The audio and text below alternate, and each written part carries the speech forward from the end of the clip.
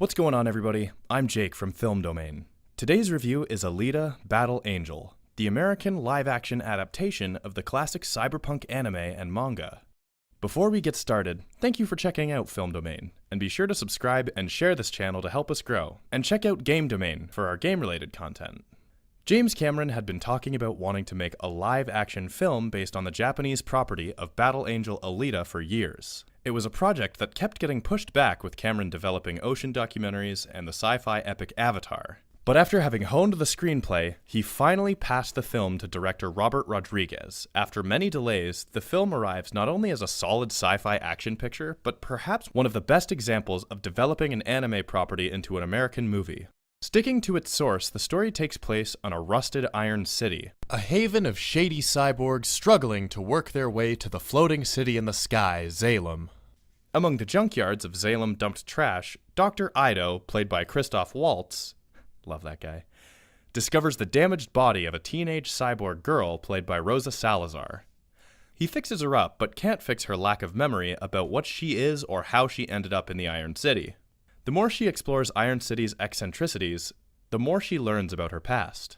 Her journey won't be an easy one, though, as she meets several deceptive characters, including the cold scientist Chirin, played by Jennifer Connelly, the mafia leader Vector, played by Mahershala Ali, the cocky cyborg bounty hunter Zappin, played by Ed Skrein, and the plucky street urchin Hugo, played by Kian Johnson. Based on the manga gum by Yukito Kishiro, which was adapted into an anime miniseries, it's surprisingly how faithful the film adheres to the source material while nailing the look of the world from the manga.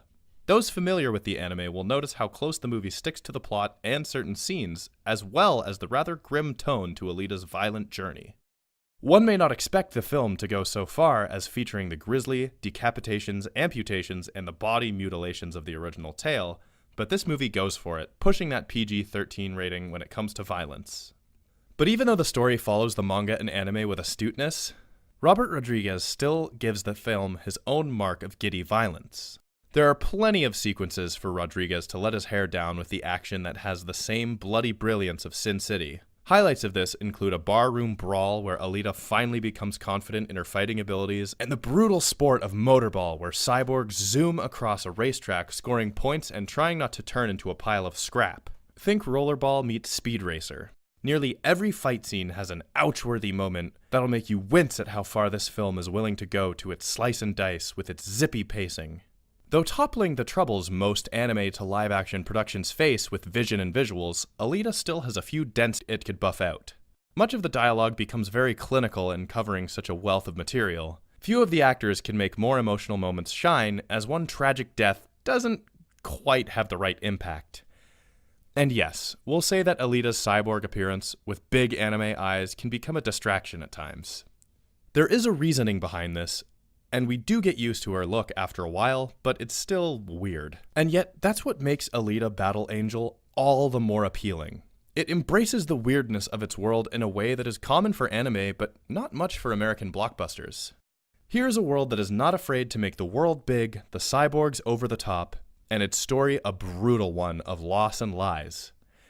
Considering how long James Cameron had been running his mouth about making this film, it was certainly worth the wait, even if it only turned out to be a pleasing sci-fi action romp, more notable for being a faithful adaptation of the manga and the anime than anything else. Thanks everyone for tuning into this video here on Film Domain. Let us know in the comments down below what you thought of today's video, and also tell us what you thought of Alita: Battle Angel.